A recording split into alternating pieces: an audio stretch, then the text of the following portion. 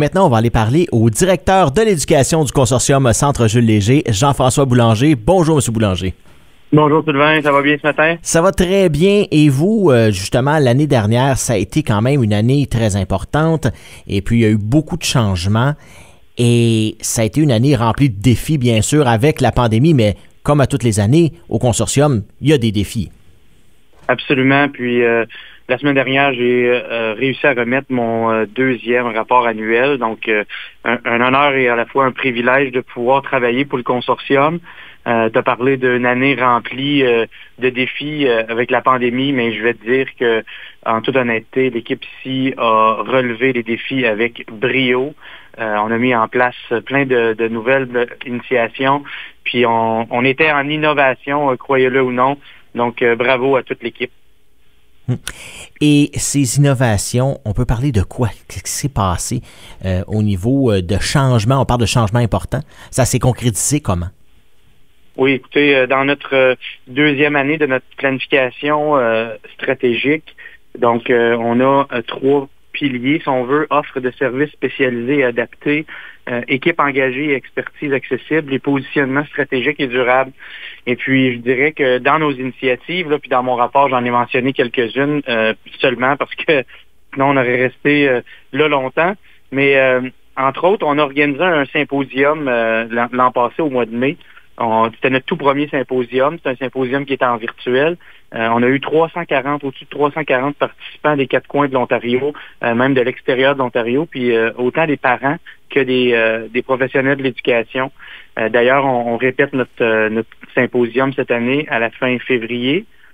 On a aussi été accueillis dans plein de regroupements de conseils scolaires, regroupements de partenaires.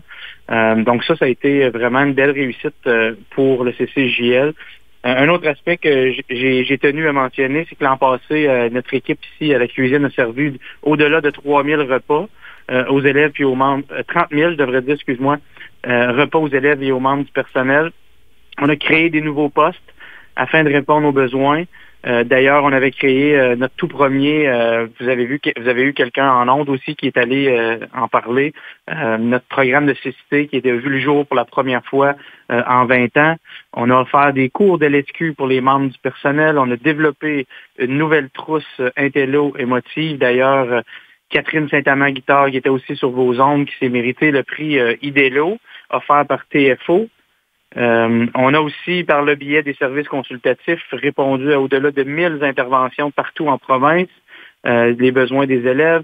On a créé des comités pour changer la programmation. On s'est entouré d'experts et ça, c'est super important parce qu'on a mis en place des programmes de lecture, des programmes de rééducation en mathématiques, des programmes de rééducation au niveau de la communication orale et rééducation en NLSQ, etc. Donc, encore une fois, je suis un peu essoufflé juste à mentionner tous ces beaux aspects-là, mais très, très, très heureux, très fier du travail de l'équipe. On ne le dira jamais assez, vous offrez votre expertise à travers l'Ontario et à quel point, justement, ça peut être utile pour les autres conseils scolaires qui n'ont pas accès ou à envoyer des élèves au consortium ici à Ottawa. À quel point c'est important pour eux d'avoir cette expertise-là disponible? C'est très, très important. Puis c'est un des mandats très, très convoité par les autres conseils scolaires. D'ailleurs, on a une équipe de 15 consultants.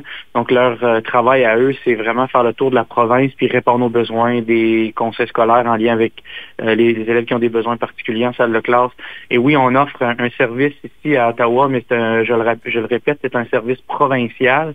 Donc, on a des élèves qui viennent de partout en province. Mais les services consultatifs, leur travail, vraiment, c'est d'être disponible et se rendre dans les écoles si c'est le besoin, sinon en virtuel.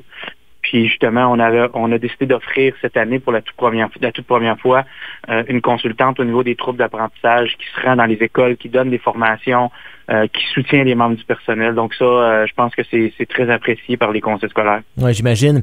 Mais là, pour la nouvelle année, vous avez établi une nouvelle table politique du consortium. Ça ressemble à quoi, cette table politique? Donc, dans le fond, notre table politique, nous, on a 6 personnes. dont des gens qui sont élus dans des conseils scolaires et qui sont nommés par leurs associations de conseils, soit publics ou catholiques. Mais les gens, quand ils siègent à la table du CCJL, ils siègent en tant que conseillers. Donc, on a eu une nouvelle présidente cette année, c'est Mme Samia Ouled-Ali, qui va se joindre, j'imagine, sur vos ondes très bientôt. La vice-présidente, Mme Joanne Lacombe. Et puis, on a aussi une équipe de Mme Labrèche, Jeannette Labrèche, qui est dans le nord de l'Ontario, Mme Mélinda Chartrand, qui est dans le sud de l'Ontario, Mme Suzanne Salituri, qui est aussi dans le nord de l'Ontario, et M. Benoît Fortin, qui est dans le sud de la province. Donc, c'est une table de gens qui représentent vraiment bien la province. Et comment ils vont vous aider justement avec la représentation? On parlait d'un service provincial. J'imagine qu'eux vont être des émissaires à travers tout l'Ontario pour vous. C'est ça. Donc, le rôle d'un conseiller scolaire, donc on sait que c'est des gens qui sont élus. C'est des gens aussi qui travaillent pour assurer que la planification stratégique est en place, qu'il y a des budgets disponibles pour répondre aux besoins. Donc, je suis certain qu'avec notre prochaine table politique, les priorités vont être à la même place. Puis en même temps, je tiens à remercier les gens qui nous ont quittés, parce qu'il y a des gens qui ne sont pas à la table politique, qui étaient là dans le passé, dont Mme Muse et M. Lambert. Et vous avez encore des défis, ça s'en vient. Vous êtes dans votre forme actuelle depuis quelques années, seulement 2 ans. Il y a quoi qui s'en vient comme défi, comme grand défi pour cette année? Dans notre planification stratégique, c'est la question du vent de changement.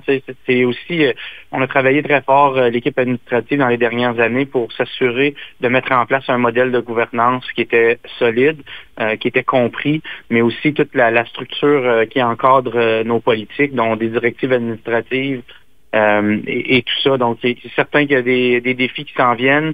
On veut bien se positionner, on veut assurer la pérennité au niveau budgétaire, mais aussi la pérennité au niveau de nos services.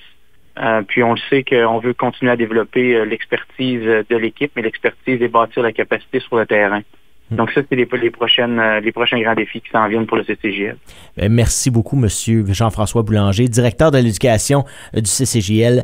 Et on va se reparler certainement au cours de la prochaine année parce qu'il y a du beau travail qui s'accomplit à travers votre équipe et vous-même. Merci beaucoup d'avoir été avec nous ce matin. Merci beaucoup. Bonne journée.